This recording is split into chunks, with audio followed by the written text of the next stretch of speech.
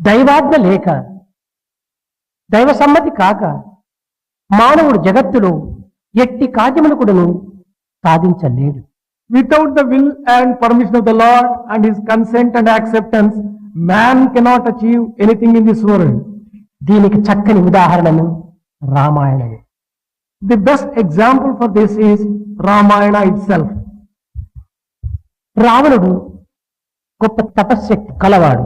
Ravana was one who had extraordinary power of tapas.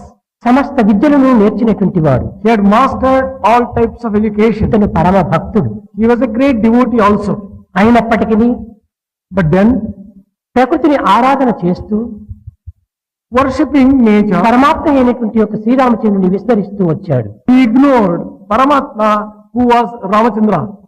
ప్రకృతి స్వరూపమైనటువంటి యొక్క సీతను మాత్రమే ఆశించి సీత పతి అయినటువంటి యొక్క రాముడు మాత్రము ఆశించలేకపోయాడు. He wanted to have Sita, who was nature itself, but he did not aspire to have the Lord of nature, and that is Ramachandra.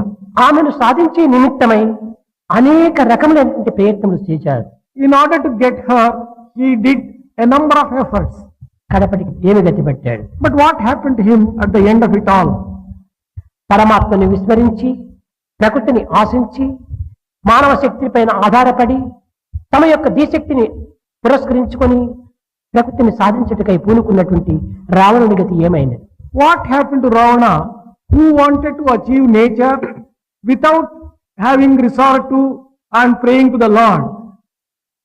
తాను పతనమైపోవటమే కాకుండా తన వంశమును తన రాజ్యమును కూడాను భస్మం గావించుకున్నాడు. Not merely was he destroyed, his entire lineage, his kingdom came to ruin.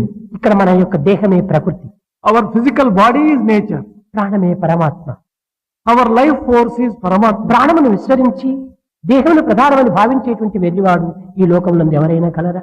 Is there a foolish one who believes in the physical body but does not believe the life? ప్రాణము లేకపోతే ఈ దేహమును ఎవరు గౌరవించగలరు?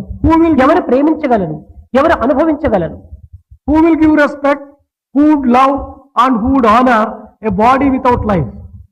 పోని ఈ దేహం ఎందున్నటువంటి యొక్క శక్తులే సమస్త శక్తులే నా యొక్క ప్రధానమైనటువంటి ఆధారములు అని విస్తరించి తన యొక్క దేహమునందు ఏ అంగము చెడినప్పటికీ ఆ అంగమును సరిచేసుకోగలుగుతున్నాడా? Thinking that it is the various limbs which are important, if he proceeds, he has been able to rectify any particular limb. ఈ ప్రకృతి అనేటువంటి దేహమే తన స్వాధీనమునందు ఉండినట్టయినా ఈ యొక్క అంగములను తాను సరిదిద్దుకోగలుగుతున్నాడా? If only he had full control over this body which is nature itself. లేదు, లేదు, ఇది అసాధ్యము. It is not possible to have such control over any one of the limbs also. అన్నింటికి అంతర్భూతమై అంతర్యామి అంతర్తత్వమును ప్రబోధించేటువంటి యొక్క దివ్య శక్తి తన యందు ఉంటున్నదనేటువంటి యొక్క విశ్వాసాన్ని గాఢముగా విశ్వసించాలి. One has to firmly believe that there is divine power in him, which is the basis of everything, every action, the functioning of every limb and every aspect of human life. అన్నింటికి భగవంతుడే ఆధారం. For everything, God is the very basis. జగత్తునందు మనం అనుభవించేటువంటి ఫలితములు కానీ అనుభవించేటువంటి కష్ట సుఖములు కానీ ఆనందించేటువంటి యొక్క సుఖ సంతోషములు కానీ ఇవన్నీ కూడా కేవలము భగవద్ అనుగ్రహ వరప్రసాదంచే అందుకున్నటువంటివే కానీ తాను సాధించినవి కాదు. For all the pleasures and joys of life, it is only the grace of God which is responsible. కానీ మానవుడు తాను సాధిస్తున్నానని తాను జయిస్తున్నానని తాను అన్ని విధాలుగా కూడా దీనిని పోషిస్తున్నానని గర్వపడుతున్నాడు మానవుడు. But man is suffering from ego and arrogance that he has been able to achieve all the గర్వమే అపజయములకు మూల కారణము. It is this pride which would be ఈ responsible for గర్వమే one's failure. అశాంతికి మూల కారణము. That is responsible for one's lack of ఈ peace. గర్వమే నిరాశ నిస్పృహలకు మూల కారణము. That is responsible for despair and frustration in life. కనుక ఒకటి ఆధారమైనటువంటిది ఉన్నది, దానిపైన ఈ జగత్తంతా కూడా సంచరించున్నది అనేటువంటి యొక్క విషయాన్ని గుర్తించి వర్తించడం అత్యవసరం. It is essential to realize the fact that for everything in the nature in the world, there is some basis, and having full faith in that basis, one has to conduct oneself. మీకు అందరికీ తెలిసినటువంటి విషయమే. Every one of you know this.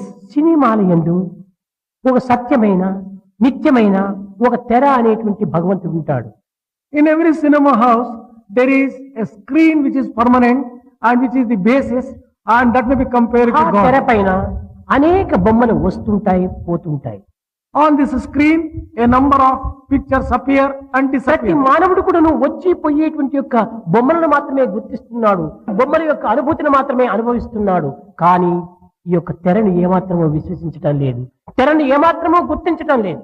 Man is recognizing the passing pictures appearing on the screen and disappearing, but he is not able to recognize the screen which provides the వచ్చి basis. పోయేటువంటి బొమ్మలన్నీ కూడాను తెరను ఆధారం చేసుకుని మనకు కనిపిస్తున్నాయి, కానీ తెర లేకపోతే మనకు కనిపించవు. The pictures which appear and disappear are on the basis of the screen. Without the screen, these pictures cannot. బొమ్మలు మాత్రమే విశ్వసిస్తూ పోయినప్పుడు తనకు ఏ విధమైనటువంటి అర్థం గోచరిస్తుంది? What would he be able to understand if he does not have faith on the screen, but only thinks of only the pictures?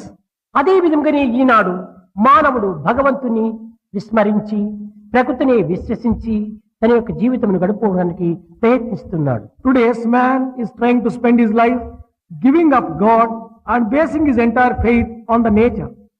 ఇది చాలా పొరపాటు. This is a very grave mistake.